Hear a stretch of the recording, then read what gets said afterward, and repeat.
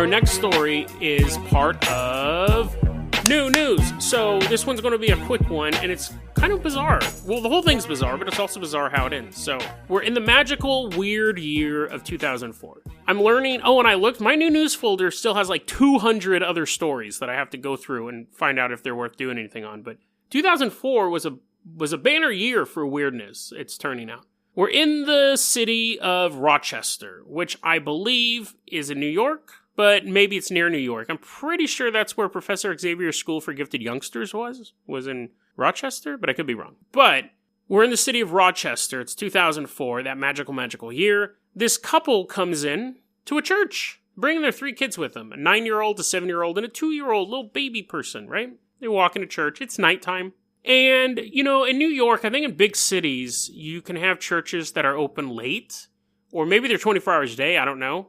But usually there's like nuns walking around. I'm assuming this is a Catholic church. I've actually never seen a Protestant church open like really later than the service, maybe a little bit after. But anyways, they walk into a church of a denomination I do not know. There are nuns there, and the Protestants are like, "Why are you here? This is a Southern Baptist church." And they're like, "Sorry, we're lost and we needed to pray." Anyways, the point of the story is that this couple walks in with their kids.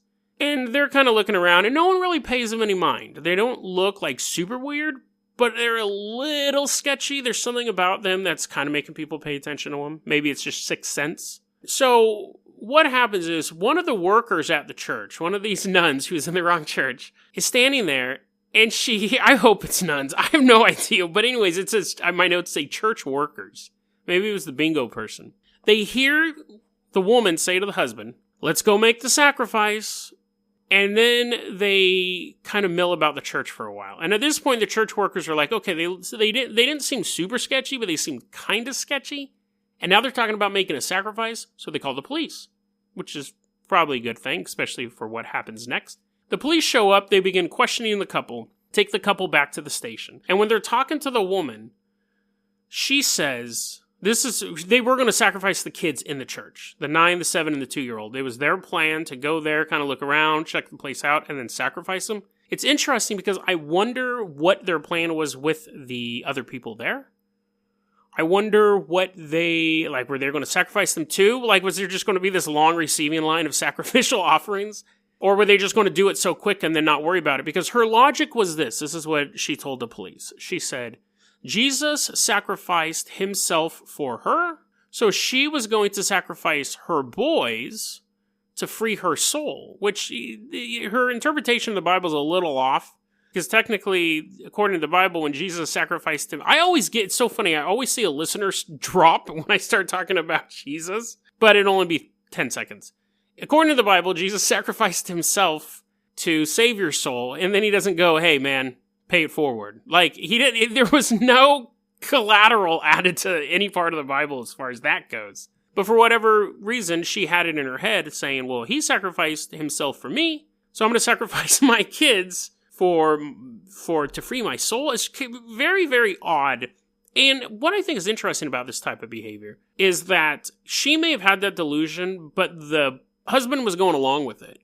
So it's just weird. I don't know if there was like drugs involved or something like that. So now we're in the year 2018, 14 years later, and so I'm like, well, what happened?